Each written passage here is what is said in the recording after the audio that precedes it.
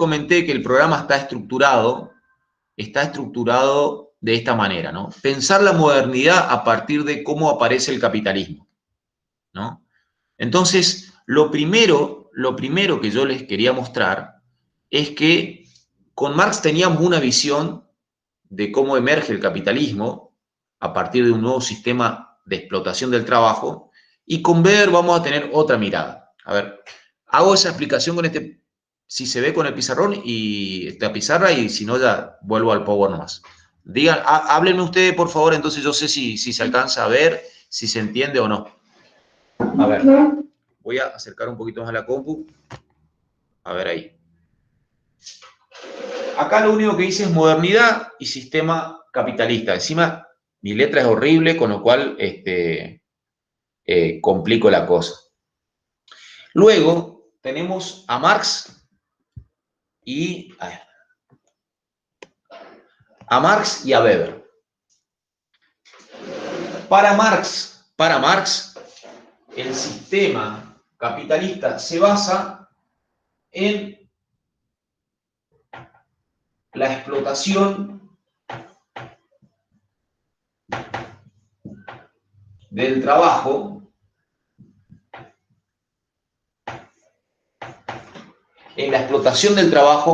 donde se obtiene plusvalía.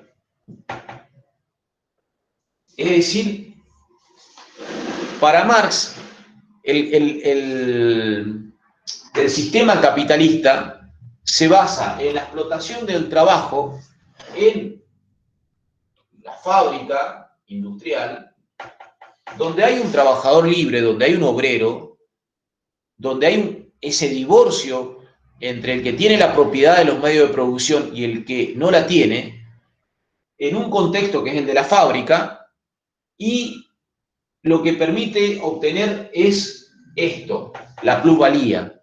Y acá voy a explicar de la manera más sintéticamente algo que quizá ustedes ya lo vieron en sociología. ¿Esto lo vieron en sociología o no? El concepto de plusvalía.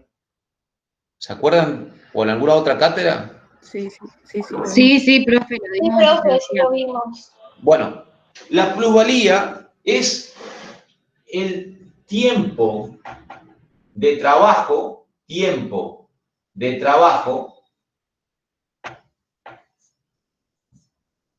que el capitalista toma del trabajador, pero no lo paga.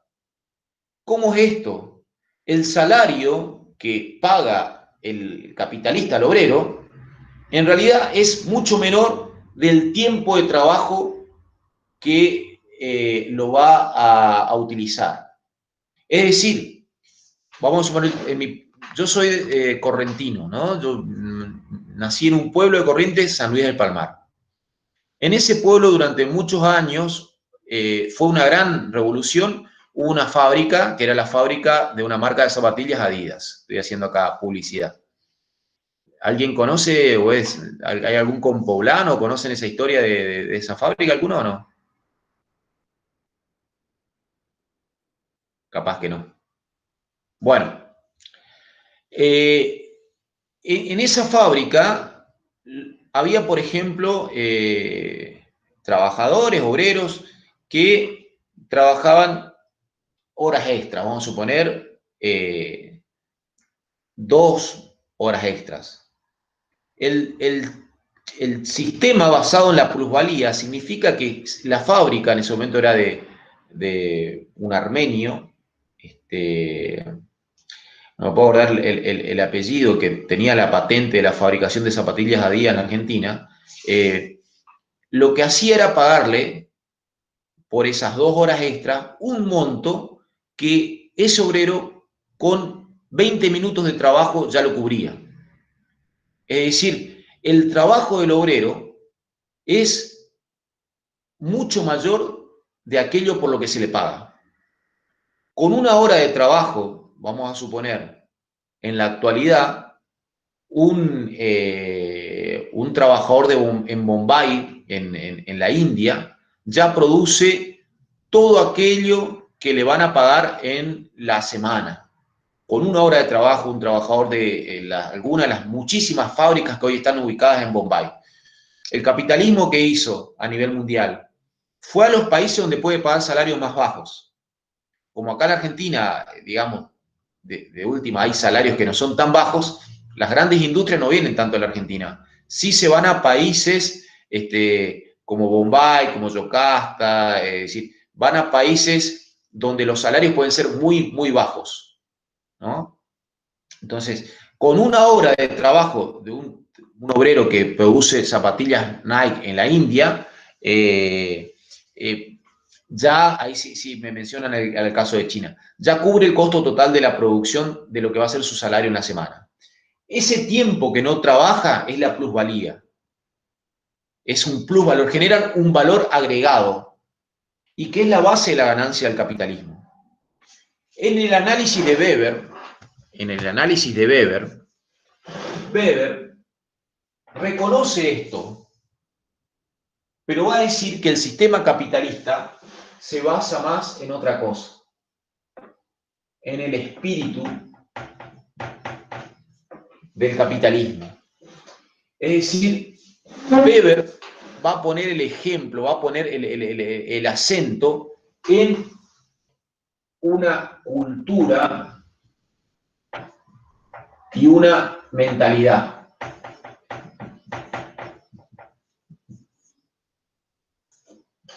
A diferencia de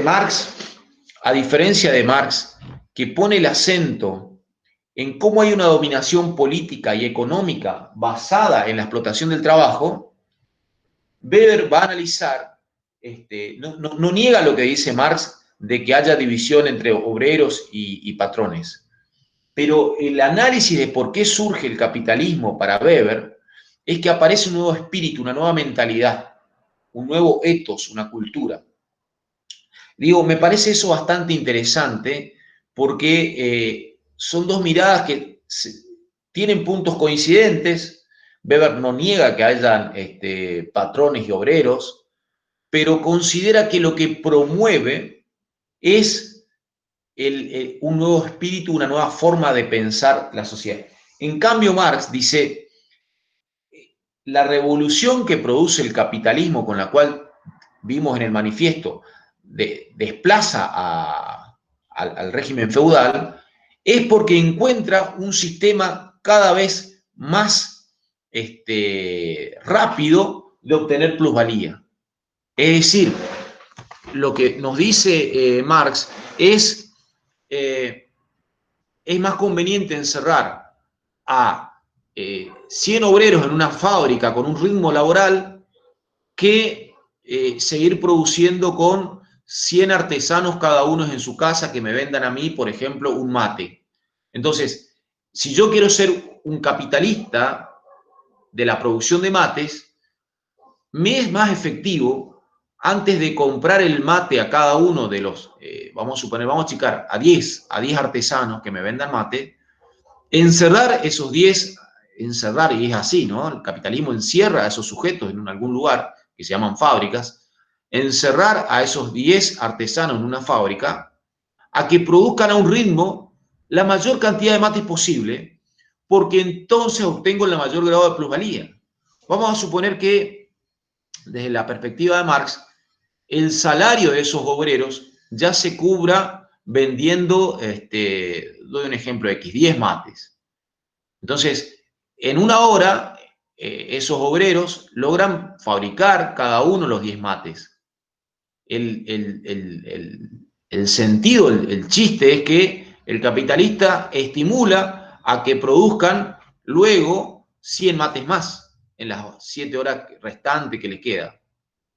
Entonces, ahí está la revolución técnica, la revolución organizativa, está basada en el sistema de obtener la mayor plusvalía que se pueda en base al aumento de la productividad. Por eso la forma de organización que adquiere el capitalismo en fábricas de contratar trabajadores que vendan su fuerza de trabajo, ¿no? Exactamente, el trabajo excedente es lo que el capitalista no paga. Lo que pasa es que nadie reconoce, nadie se pone, digamos, la relación del capitalista con el obrero es basada en un acuerdo libre. Entonces, no se cuestiona esta idea de plusvalía y trabajo excedente. La plusvalía es el trabajo excedente que el obrero le entrega al capitalista. Pero el marco de cobertura es que hay un contrato libre, ¿no? Es decir, yo no sería jamás contratado por ninguna empresa de telefonía si es que no se puede lograr esa empresa explotar y que obtenga una plusvalía con mi trabajo, ¿no? Eso es lo que pasa. Acá hay una intervención que me parecía interesante. A ver, déjenme que mire la... Eso es lo que pasa con los medios de prensa en Corrientes. A ver, no estoy muy al tanto. Si me quieren comentar algo, Dominique, ¿cómo es la cuestión o a qué te referías con el tema de los medios de prensa en Corrientes?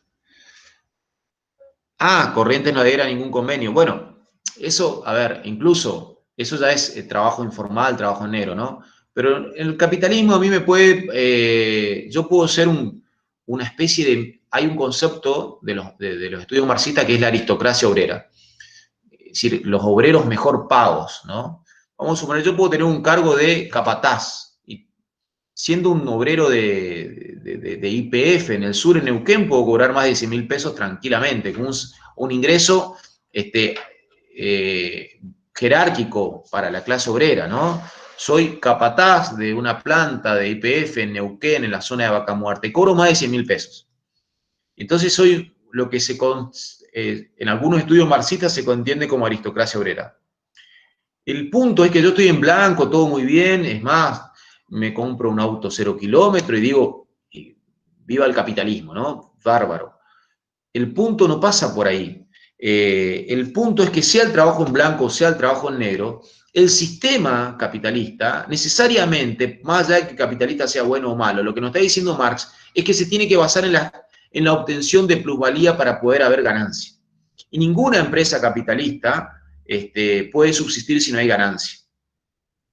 No pasa, a ver, yo me quiero convertir en capitalista, si no entiendo estas leyes, voy a ser un mal capitalista, digámoslo, un mal burgués, ¿no? Entonces, lo que pasa con los periódicos que pagan salarios ya en negro, no están por convenio y demás, es que están luchando por constituirse como capitalistas, ¿no es cierto? Y necesitan aumentar el grado de explotación para poder generar una ganancia que les permita competir con otros, por ejemplo, periódicos más grandes o sostenerse. A ver, le doy otro ejemplo. Vamos a suponer que en algún momento hubieron un montón había un negocio que pululó en la Argentina que son los ciber en algún momento. En esos lugares donde uno iba y contrataba una computadora para tener acceso a internet o a lo que fuera. Y si en ese momento los dueños de los ciber contrataban a un obrero, a un trabajador, iba a ser mal pago, porque son negocios precarios. Entonces, el capitalismo a nivel mundial tiene una ley que Marx la explica, que es la tendencia a la concentración. La tendencia, es decir, el capitalismo implica esta ley de que hay una competitividad interburguesa que hace que algunos puedan dominar el mercado y otros sean periféricos, ¿no? Hay grandes empresas que controlan el mercado y hay otras que luchan por constituirse como fracciones burguesas, pero que les va mal. Y si justo ustedes van a trabajar alguna de esas fracciones, más allá de que el patrón sea un tipo embromado, que pague mal, lógicamente no van a poder tener buenos salarios. Donde el capitalista paga buenos salarios, se hunde como empresa. Pero insisto, es una cuestión objetiva, no es una cuestión de un mal, buen capitalista, digamos. Lo que Marx explica son reglas de juego de cómo se reproduce el capitalismo. Bueno, hasta acá. Yo quiero ahora avanzar en 15 minutos, no más de eso, en la mirada de Weber sobre cómo él entiende este espíritu del capitalismo que le comenté anteriormente. Voy a compartir pantalla y ustedes me dicen si se ve o no.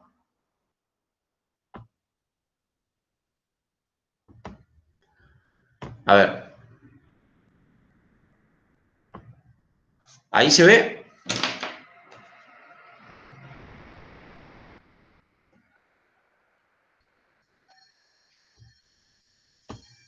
¿Se alcanza a ver?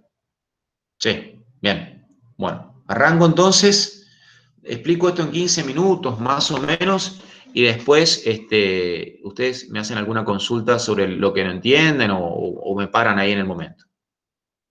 Bien. Max Weber, que es, entre otras cosas, uno de los clásicos de la sociología, pero también es un economista, un filósofo, hace teoría política, es un intelectual destacado del mundo contemporáneo, justamente porque sus teorías tienen mucho peso, son teorías muy originales, de mucha fuerza. En esta cátedra yo lo puse como un segundo avistaje de la modernidad. Y él va a escribir un libro llamado justamente La ética protestante y el espíritu del capitalismo. Atiendan a esta idea de espíritu, ¿no? Es decir, él no dice y el capitalismo, dice y el espíritu del capitalismo. ¿Qué le estoy diciendo con esto? Que Weber, fíjense a lo que se va. A diferencia de Marx, no va a decir cómo las relaciones sociales de clase son la base de este nuevo sistema social, sino dice la ética protestante y el espíritu del capitalismo. Entonces, va a ser un abordaje de la modernidad desde esto que es un ethos. Un ethos es una mirada ética, pero también una mirada cultural. Bueno, entonces, la pregunta de la cual parte Max Weber es, ¿en qué circunstancia va a surgir un sistema social, económico, pero también social, de alcance mundial en la modernidad? ¿Qué es aquello que va a hacer que surja el capitalismo, digamos? ¿Cuáles son las condiciones? Pero primero, va a plantear cómo entiende o qué define para Weber al capitalismo. Entonces, lo primero que va a decir, y esto me parece bastante interesante,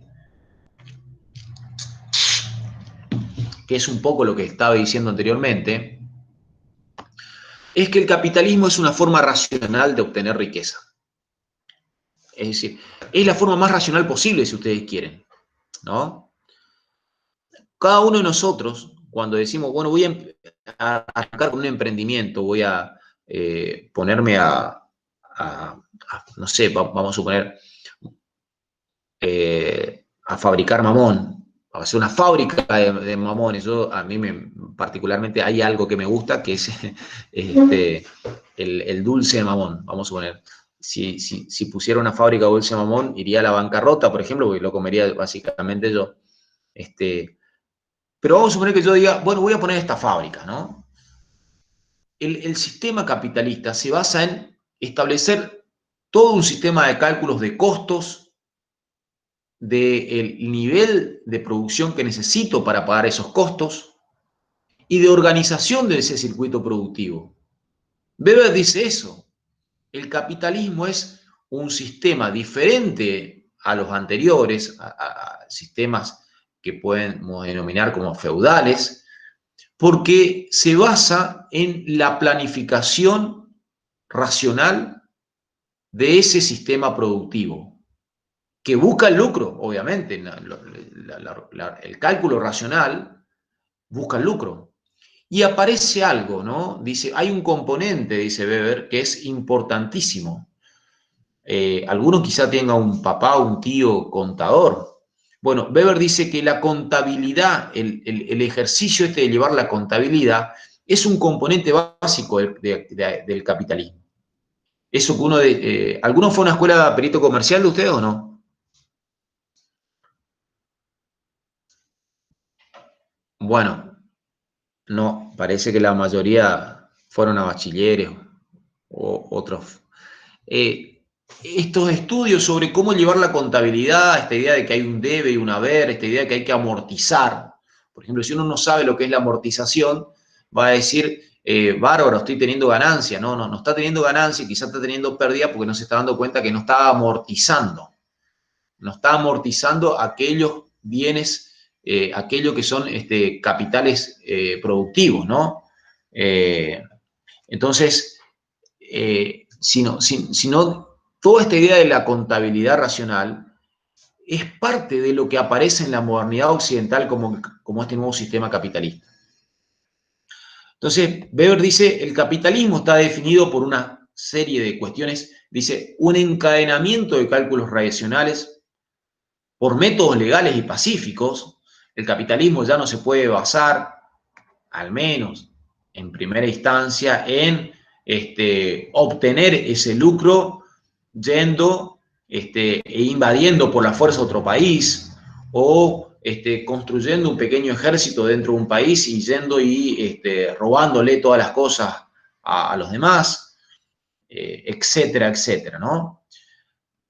Pero lo que dice Weber es que el capitalismo es algo que en Europa se construye estableciendo una diferencia con lo que pasaba en los demás países, ¿no? ¿Qué define entonces al capitalismo para Weber?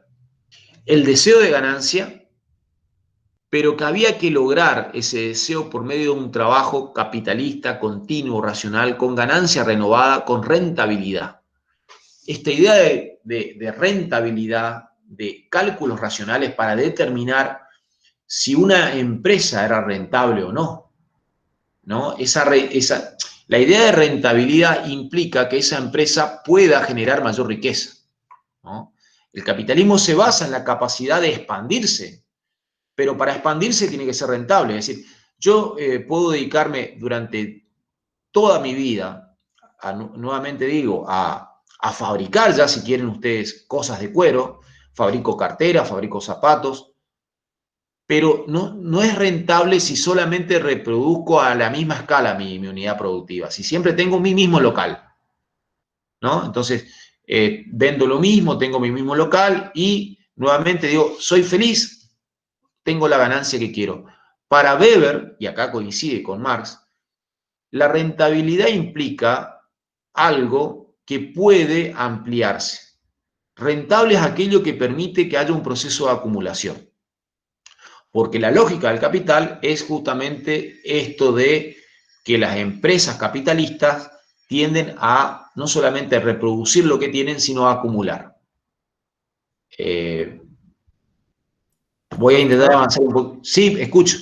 Disculpe, se aparece en negro aparentemente cuando cambia de filmina o pone en pantalla completa. Ah, voy a achicar entonces. Gracias por el aviso. A ver.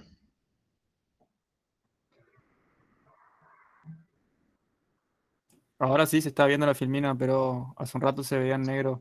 ¿Ahí se ve? Sí, sí, ahora sí se ve bien la pantalla. Bueno. Creo que es cuando cambia de ventana, profe. Ah, Se le bueno, ve listo, listo. negro. Voy a mantener ahí voy a mantener la filmina nomás y sigo un poquito más. La pongo completa, entonces capaz que se ve mejor para ustedes. ¿Ahí? ¿Todo bien? Sí, profe, ahí se ve bien. Bueno, sigo un poquito más, entonces. Te decía esta idea de que la rentabilidad es una base para Max Weber del capitalismo, ¿no?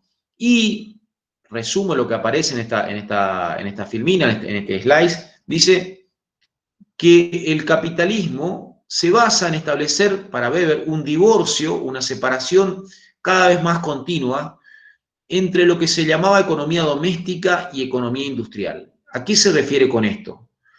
La economía doméstica es, bueno, yo arranco una empresa, le doy un ejemplo de la actualidad y después vamos al caso histórico. Yo empiezo un emprendimiento que es, nuevamente, vendo dulce de mamón. Y lo hago acá en mi casa, bueno, compro ciertos implementos y lo hago acá con mis propios medios en mi ámbito domiciliario, ¿no? Ocupo mi cocina, ocupo el gas, me ayuda a mi familia, hago el dulce de mamón y vendo tal cantidad. Bárbaro. Obtuve una ganancia sacando todos los costos, etcétera, etcétera. Pero luego yo veo que puedo vender cada vez más. Y digo, no, yo voy a tener que contratar empleados, y para Marx va a pasar por ahí la cuestión. No hay capitalismo si no hay explotación de fuerza de trabajo para Marx.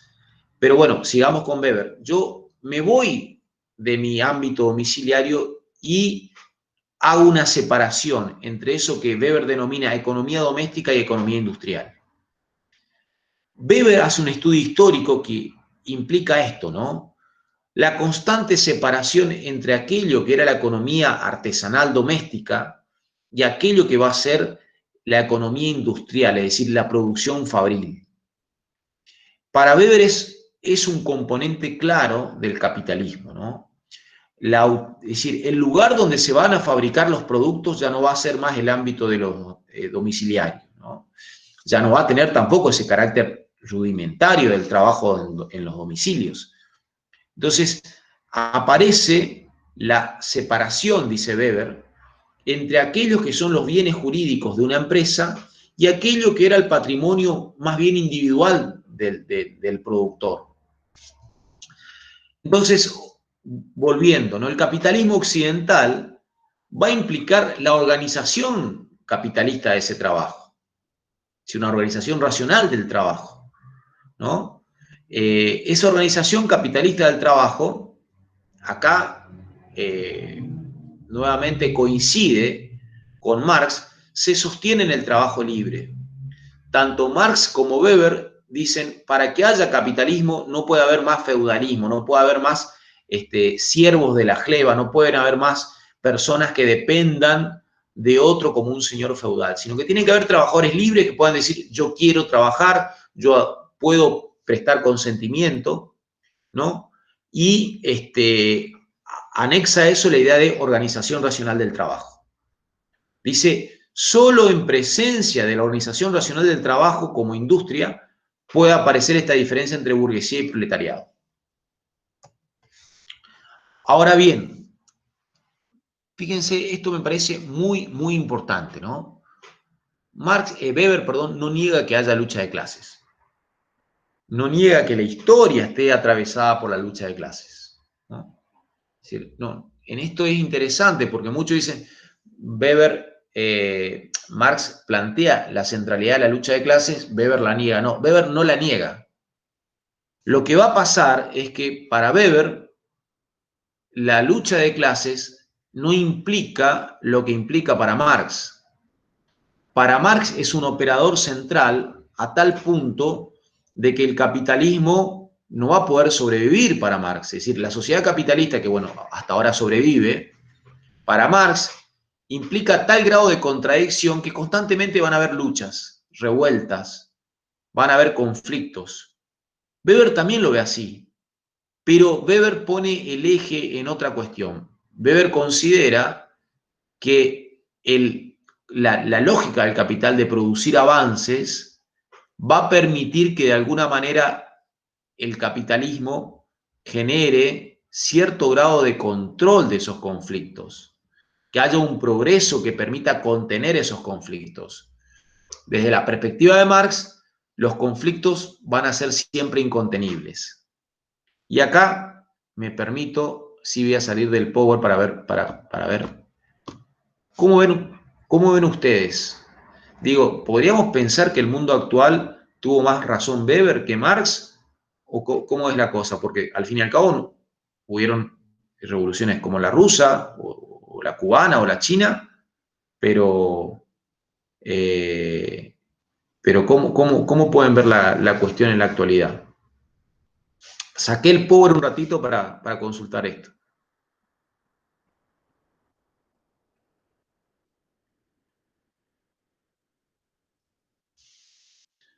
¿Cómo ven la cuestión? A ver, ahí se ve.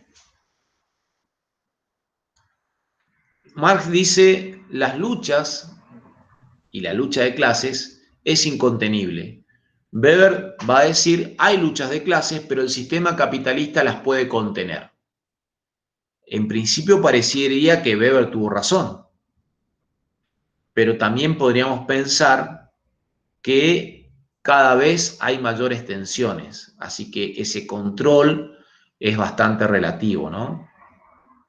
Claro, o sea, permiso, Weber Sí, es como que tiene razón en ese sentido, pero como la concentración, digamos, de capital cada vez aumenta mucho más y eso va generando, digamos, algunas tensiones que en algún momento se supone llegaría a un punto donde no aguante más y Marx en ese sentido llegaría cuando él plantea la tesis y la antítesis, digamos, y una nueva síntesis de un nuevo sistema económico. Claro, exacto. No sabemos, es algo que quizá en el marco de nuestras vidas no lo veamos, o sí, pero también digo, si hay algo que es evidente, es que estos enormes problemas de masas migratorias que intentan de ir a algún lugar del mundo, entre comillas, desarrollado para obtener un mejor trabajo, están expresando el grado de contradicción del sistema mundial en el que vivimos, ¿no?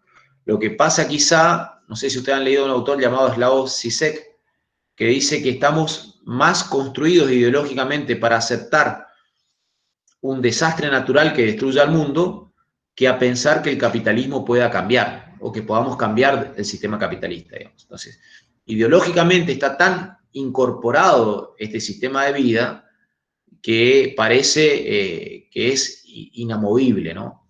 Bueno, avancemos un poco más con Weber. ¿Se ve ahí el power o no?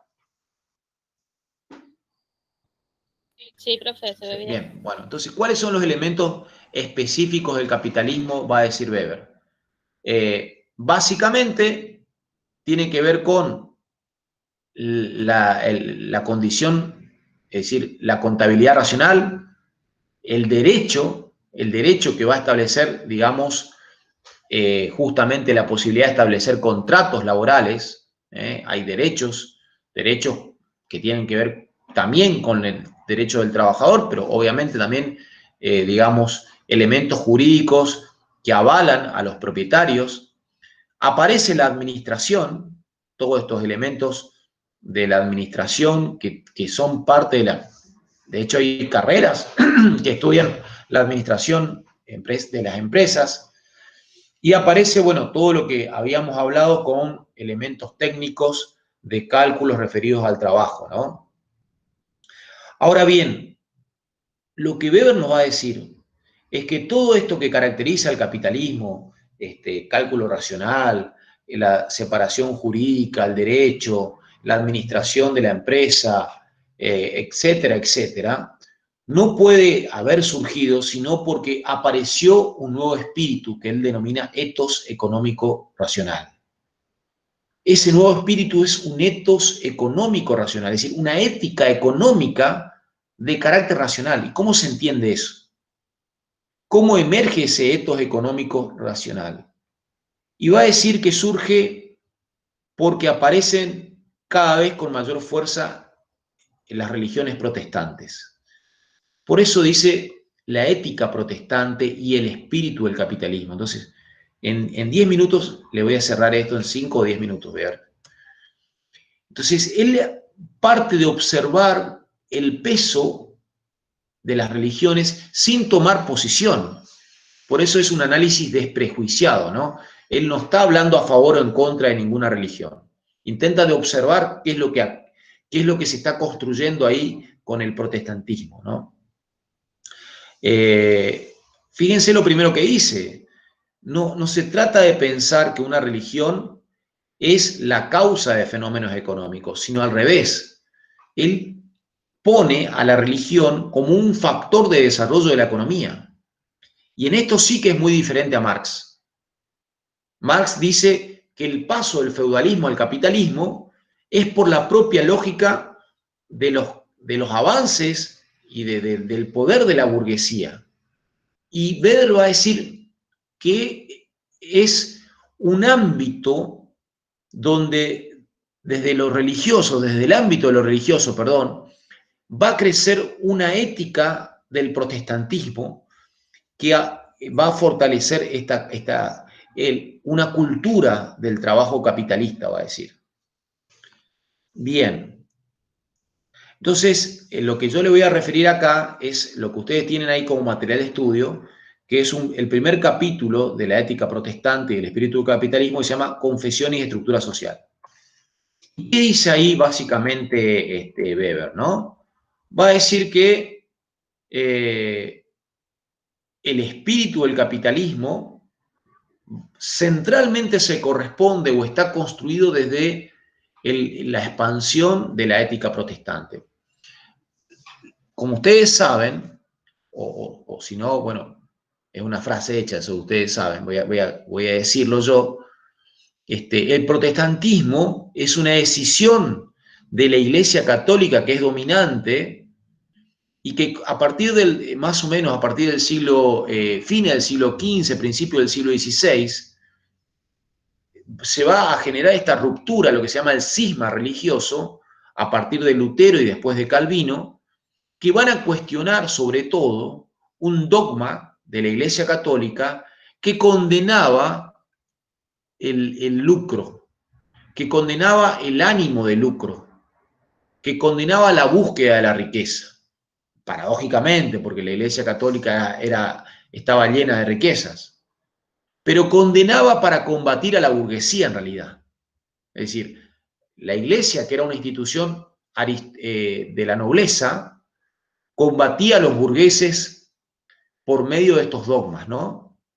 Entonces, lo interesante del caso es que lo que Weber nos va a decir es cómo el crecimiento de este protestantismo de la mano primero de Lutero, de Calvino y que va a crecer, va a decir que la vida que permite la riqueza material no es condenable, deja de ser condenable. Al contrario, esa vida dedicada a la obtención del lucro y la riqueza es una forma de expresar el estado de gracia, la gratitud a Dios. Fíjense la inversión en las dos posiciones, ¿no? Por un lado la condena al lucro, por otro lado el reconocimiento a la gracia divina por medio del trabajo y la acumulación de riqueza. Entonces, la reforma luterana tiene este espíritu, ¿no? De decir, hay que pensar que mientras más productiva sea nuestra vida privada en el mundo del trabajo, estamos más en consonancia con la gracia de Dios. Digo, es un cambio central. Y lo que se va a plantear, Max Weber, es hacer un estudio empírico observando lo siguiente, ¿no? Dice, en países como Alemania e Inglaterra, hay mucho más presencia de los protestantes que de los católicos en los cargos dirigenciales de las grandes empresas, ¿no? Va a decir básicamente eso. En los cargos dirigenciales, los gerentes o los dueños o los principales dirigentes de estas actividades económicas son más protestantes que católicos. Entonces, se plantea cómo se produce eso. ¿Por qué? Porque hay más cargos jerárquicos en manos de los protestantes, ¿no? Y dice, fíjense, hace esta diferencia acá. Los bachilleres católicos, dice, asisten a modernos planteles de enseñanza dedicados principalmente al estudio técnico y de las profesiones en el campo industrial y mercantil en general, que viene a ser de manera específica una profesión propia de burgueses. Es evidentemente inferior al de los protestantes. Es decir, los católicos estudian más, dice Weber, lo que se llaman, se inclina más a una formación humanística. En cambio, los protestantes se inclinan más por formaciones de tipo técnica profesional, ¿no? En el campo industrial, mercantil. Entonces ya hay toda una orientación ideológica en la formación de los protestantes que se vuelca hacia ese mundo del trabajo. Bueno, y acá hace una mención a cómo las fábricas están más compuestas en sus filas por trabajadores calificados que son parte de estas religiones protestantes antes que católicos, ¿no? Bien. Y este es el punto con el cual quiero ir cerrando. Los protestantes, sobre todo en algunas confesiones, en algunas de las religiones, algunas de las confesiones protestantes, han revelado siempre una singular desinclinación por un racionalismo económico, es decir, por buscar ser eficientes en el trabajo, ¿no? Dice, es evidente esta relación entre vida religiosa y un desenvolvimiento más agudo del espíritu comercial. Y acá pone el ejemplo de los cuáqueros y los menonitas. Si ustedes se ponen a estudiar la historia de Norteamérica, fueron estas las primeras colonias que se desarrollan en Estados Unidos compuestas por cuáqueros y menonitas, ¿no? Sobre todo por cuáqueros. Entonces, hay un nexo entre esta cultura capitalista moderna de dedicarse de manera, digamos, meticulosa a la productividad y esta concepción religiosa de entregarse a esa actividad como una forma de culto a Dios. Termino con esto para no saturarlos. Fíjense lo que plantea el ascetismo religioso y la formación del espíritu capitalista de la empresa capitalista. El hombre, dice, debe actuar en la vida profesional para obtener la seguridad de su estado de gracia. Y en segundo lugar, manifestará una conducta ascética. Son los caminos que le permitirán descubrir si se encuentra en estado de gracia o no. Es decir, la forma que tenía el protestante de saber si estaba en estado de gracia era si le iba con su obrar, si obtenía mayores, si su empresa obtenía mayor desarrollo, ¿no? Entonces, es algo totalmente ajeno a lo que hoy podemos pensar como la cultura capitalista que hay en Latinoamérica, por ejemplo. Lo que Weber nos dice que el capitalismo surge desde este planteo religioso ético de carácter ascético. El dedicarse al trabajo, a ser austero y a generar cada vez mayor productividad, era parte de esta ética del ascetismo religioso protestante, ¿no? Que, bueno, consideraba que, acá dejo de compartir pantalla,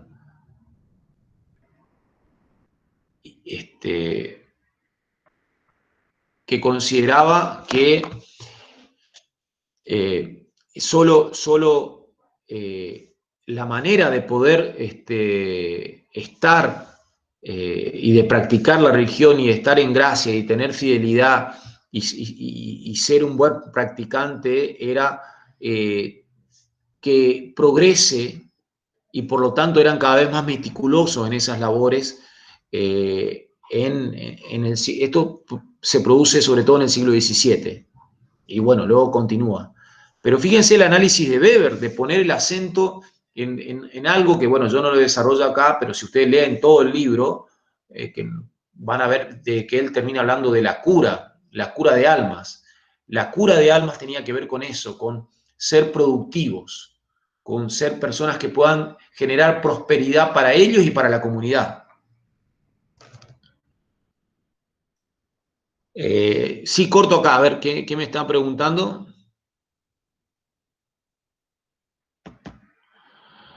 A ver. Profe, hay consignas para el trabajo práctico porque no lo encuentro en el aula. Bueno, Candela, las consignas yo las voy a volver a subir aparte para que las vean. Las consignas para el primer trabajo práctico están en el programa. El programa tiene los contenidos, los objetivos, los fundamentos, el sistema de evaluación, y ahí aparecen las consignas para el trabajo práctico. Pero yo lo voy a volver a subir de manera para que lo puedan ver aparte, ¿no? Profe, ¿cuánto hay que extendernos para el trabajo práctico? ¿En hojas o en palabras, caracteres? Dice ahí, dice que son 5 hojas. Dice ahí, pero lo voy a poner aparte porque están en programa los instrumentos de evaluación y lo que tienen que hacer. Si leen el programa, que es importantísimo que lo lean, lo van a encontrar. Pero lo voy a poner aparte para que lo puedan ver en el aula. Profe, yo le hago una consulta para no perdernos, digamos, Sí. con el ensayo. Por ahí teníamos como muy estructurada la idea de que era un ensayo y era solamente, bueno, explicar un poco de qué trataba el texto y qué es lo que decía el autor. Pero ahora que comentó en la clase es como un poco también de críticas y de sumar Opiniones. el análisis, digamos, es un análisis del texto, ¿sí? Sí, sí, sí, sí.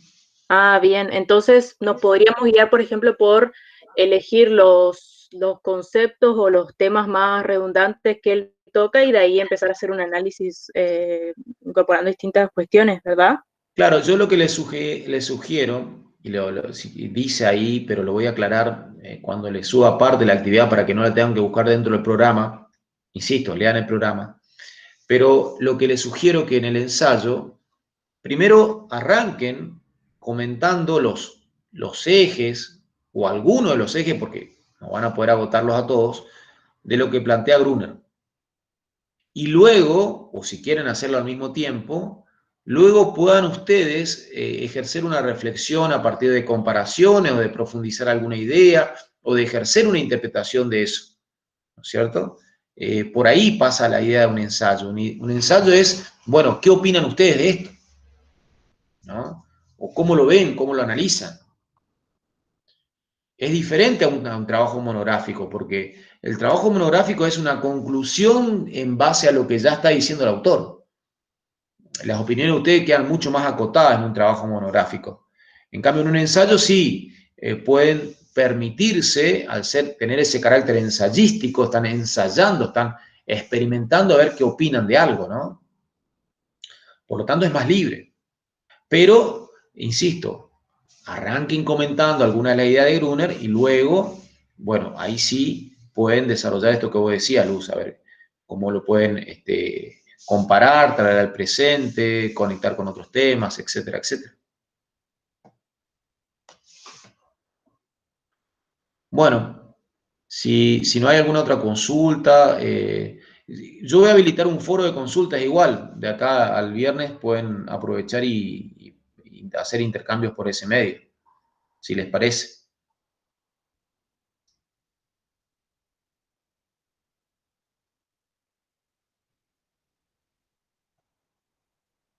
Bueno, bien, bien, bien. Mi recomendación es que acá hay una especie de tarea doble, ¿no?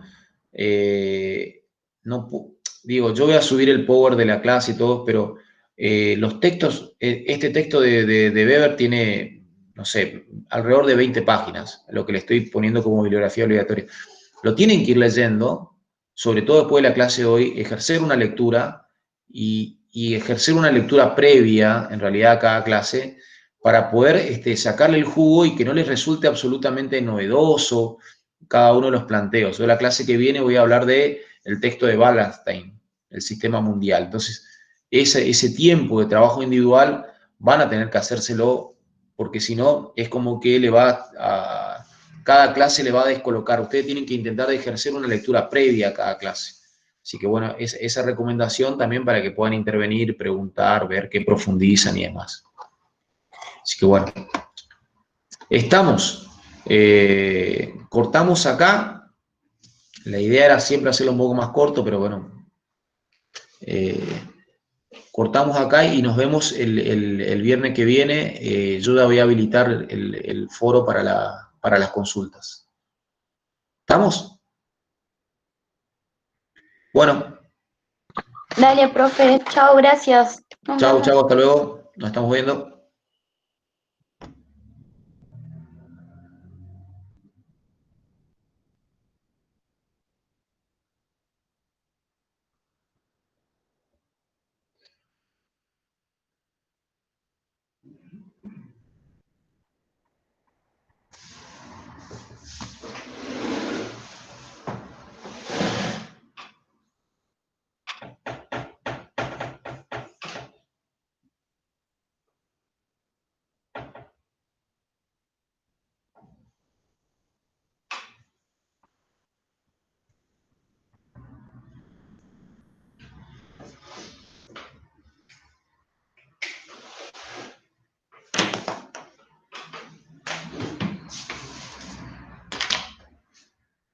Ujú.